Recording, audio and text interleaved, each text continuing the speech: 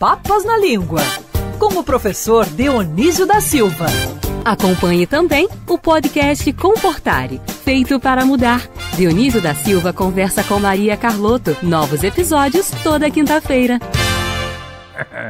Tem nem roupa para este encontro. Hoje, quinta-feira, é dia de 100 Papas na Língua. Com ele, o professor para chamar de nosso Dionísio da Silva. Professor, bom dia, tudo bem?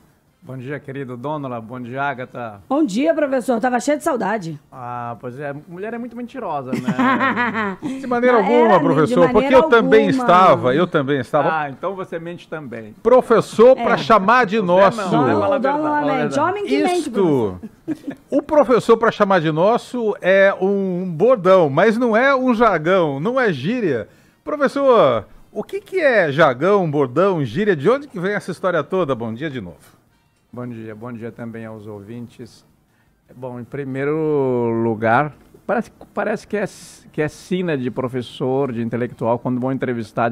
Em primeiro lugar, eu gostaria de... Não é? Daí você pode cortar também, né? Porque não precisa ir ao ar. Em primeiro lugar, eu gostaria... Eu queria agradecer primeiramente a Deus, depois ao professor. E fazer cachinho no cabelo. E daí você corta, né, Agatha? Porque para quem tem que pôr aquilo no ar?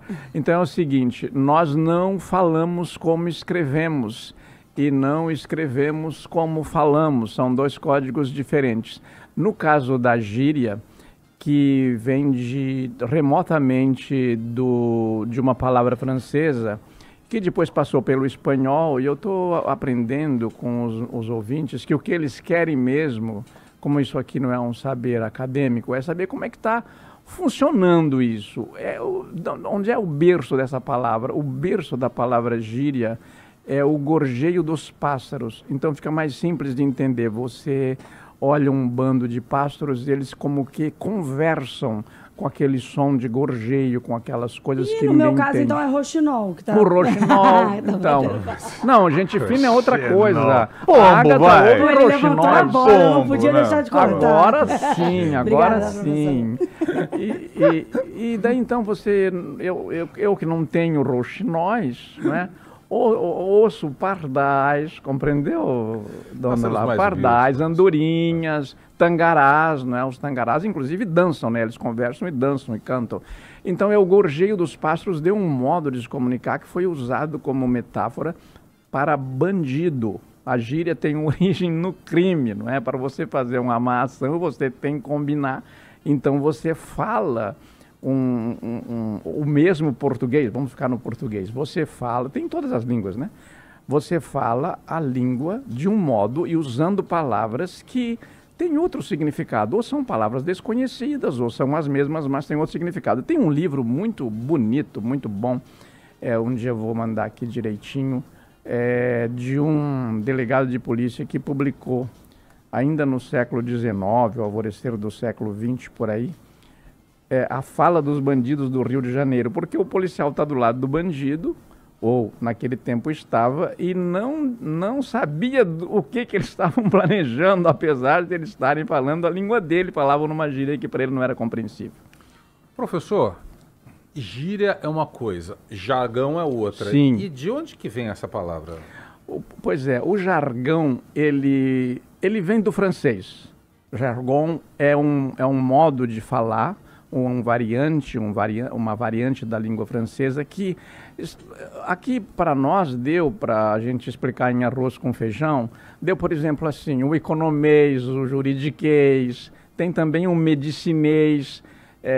Na polícia tem muito jargão, não é? Prendi um elemento, que eles chamam, é isso, professor? O elemento eu acho que compõe, assim, o elemento evadiu-se, o verbo evadir também é deles, isso, né? Parece propriedade.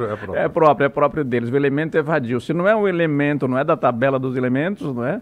Nem dos elementos periódicos, é aquele elemento ali que periodicamente é preso e periodicamente é solto, né? Porque no Brasil o prende, esteja preso e esteja solto, que era uma brincadeira do Garrincha, é hoje uma prática judiciária, policial e tal. Mas eu queria completar então dizendo o seguinte, eu tendo a entender como é que as palavras se formam, não é? E que uso elas passam a ter no dia a dia. Outras pessoas, outros profissionais, quero dar aqui o exemplo do Aldo Bisocchi, que tem inclusive um blog sobre isso, de quem acabamos de lançar pela editora Almedina, que eu trabalho lá, vocês sabem, né? Não é para fazer merchandising, não. É um livro muito interessante e ele sabe, também tem esses saberes. Nós fomos colunistas ambos juntos na revista Língua Portuguesa, que na época o MEC comprava milhares de exemplares e distribuía no circuito escolar. Eram colunas de língua portuguesa. E eu queria terminar com uma curiosidade. Na verdade, eu não tenho este perfil que me atribuem, né? O meu perfil é de jardineiro das palavras. Quando eu me encontro com os amigos, eu digo, olha, eu sou dos amigos do ofício, né, conversando entre pares, eu digo, eu sou mais jardineiro do que botânico das palavras. Botânicos são vocês. Mas como eu precisava ganhar a vida e a minha filha era pequenina, nós viemos do Rio Grande do Sul para São Paulo e eu precisava trabalhar. Então eu fiz concurso na Universidade Federal de São Carlos e a única vaga disponível, uma única vaga com 26 candidatos, eu fui o 26º inscrito porque vim do Sul, de longe, era eu. E era de português, então eu fiz o concurso de português. Por que isso? Não vou me alongar muito, mas é preciso dar essas biografias, porque todo ouvinte tem biografia, vocês também, percalços, as pessoas ficam sabendo dos porres que você toma e não dos tombos que você leva. O que aconteceu? Eu tive uma formação de professores padres, ou padres professores, eu não tive uma única professora em todo o ensino médio, só tive no primário. E agora eu vou lá em Santa Catarina e vejo que aqueles lugares onde eram ensinados 5, 6 línguas durante o antigo primeiro grau, segundo grau, que hoje é o ensino médio, hoje são taperas. E era também o lugar que tinha mais padres por metro quadrado no mundo. E aquilo virou uma tapera. O que se estuda hoje no ensino médio? Pode falar nas velhas gerações, inclusive nas médias gerações, como é o caso do Vinícius aqui. Você estudou latim, estudou compostos gregos e latinos. Agora, na geração da Ágata, do Zé do Zap aqui, essa matéria não houve em língua portuguesa. Não. Houve, Ágata? Não. Então, isso ajudava também a entender remédios, né? Porque os fármacos, os remédios que a Anvisa... Não estudou antes de Cristo, professor. É AC ele. Isso tudo vai pro processo, professor. Só pro processo. É o bullying, é bullying. Olha, por exemplo, conectando os saberes do professor, o professor falou sobre tabela periódica e latim. Por exemplo, o ouro na tabela periódica, ele não é OU, ele Sim. é AU, da origem de Aureum. É, correto, aurum, professor? Aurum, isso, aurum. Aurum. O ouro é aurum. E também tem o seguinte, nós temos pouco tempo e vamos caminhar para a frase, porque eu não gostaria de deixar essa frase de fora, porque a única vez em que eu a pronunciei aqui, antigamente nesse programa, que também já é desde antes de Cristo, né, Agatha? Graças a Deus, né, se consolidou, isso é muito bom para todos nós. Nós falamos do Emanuel Swedenborg e eu descobri que aqui no Rio de Janeiro tem um grupo que lê Emanuel Swedenborg toda semana e se reúne para ler e discutir a obra do Emanuel Swedenborg, que é autor dessa frase que o Vinícius vai dizer. O paraíso é proibido aos bobos, não aos maus. É uma reflexão impressionante. Você quer repetir, Agatha? O paraíso é proibido aos bobos, não aos maus. Não aos maus. É uma concepção assim, olha, por que acontece isso? O Swedenborg disse, se você não admirar a obra do Criador, é uma ofensa que não tem maior. É aquilo que os pastores americanos diziam, e os pastores dizem ainda, o inferno não está cheio, o inferno não está cheio de pecadores, né? Ele está cheio de gente que não se arrependeu.